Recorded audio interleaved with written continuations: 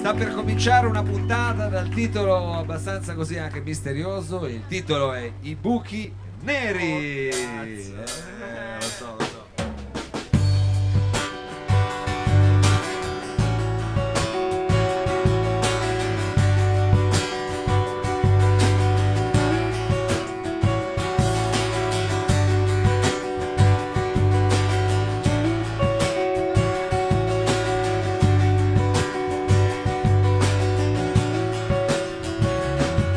L'estate che veniva con le nuvole rigonfie di speranze, nuovi amori da piazzare sotto il sole che bruciava lunghe spiagge di silicio e tu crescevi sempre più bella, sfiorivano le viole e il sole batteva su di me e tu prendevi la mia mano mentre io aspettavo.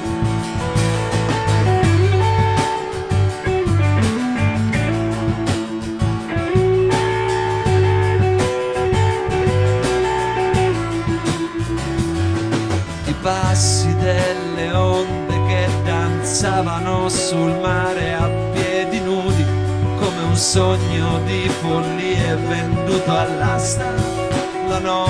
Quella notte cominciava un po' perversa e mi offriva 3 occasioni per amarti e tu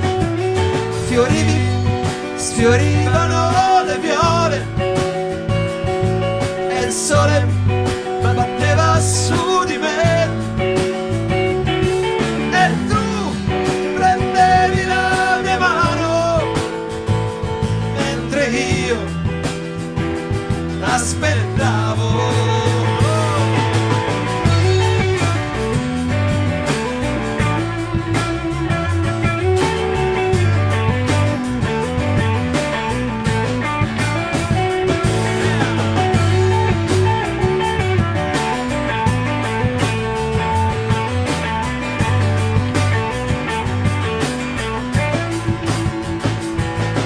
Il sole che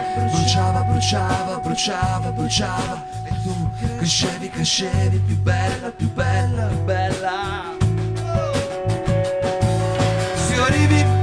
Sfiorivano le viole e il sole batteva su di me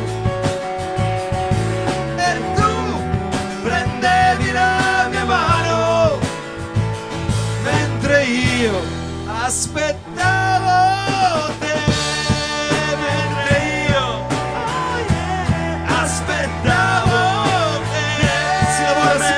Si amministra lo Stato, il comune si promette, si mantiene a volte, mentre io aspettavo te.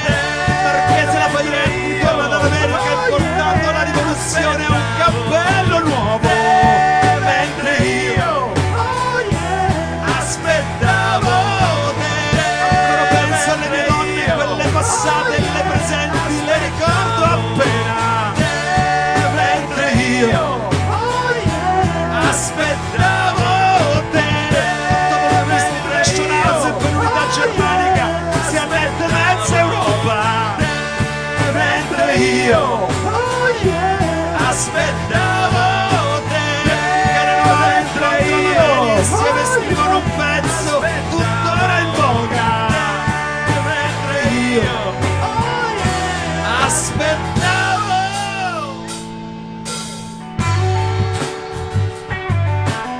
E allora benvenuti a questo salotto che presenterà diversi ospiti incredibili. Uno lo aspettavamo da tantissimo tempo e sentiamo di doverlo presentare subito, Mattia. Perché è tornato praticamente questa sera, è tornato ora delle vacanze. Come facciamo a non presentarlo? La nostra guida, ancora col sole negli occhi. Signore e signori, questa sera ci sarà Guido Catalano.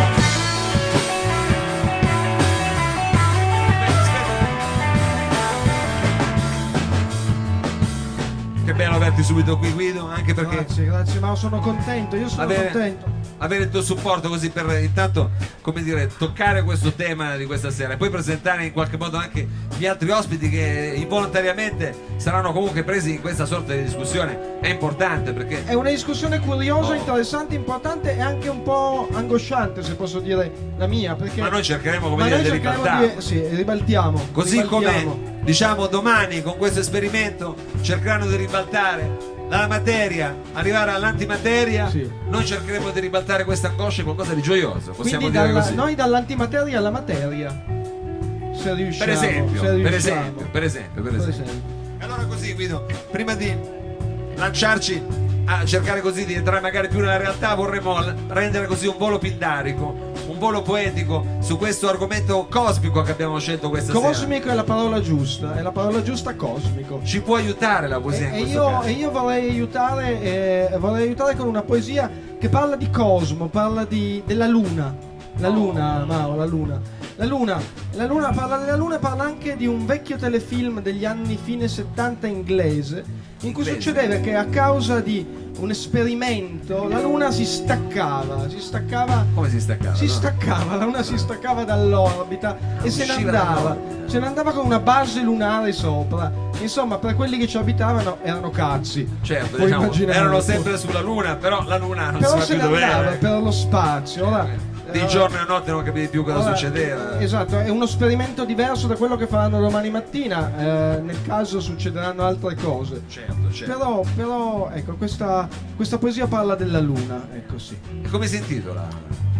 La luna. Signore e signori, Guido Catalano, per noi questa sera, la luna!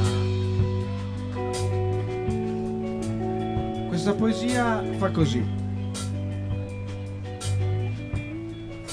La luna è apparentemente tonda.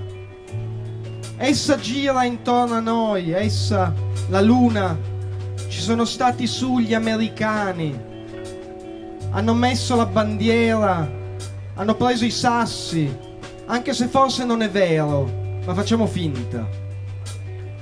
La luna alle volte uno, se è un poeta, la guarda e inizia a dire una poesia. Alle poetesse non so se capiti, non è detto.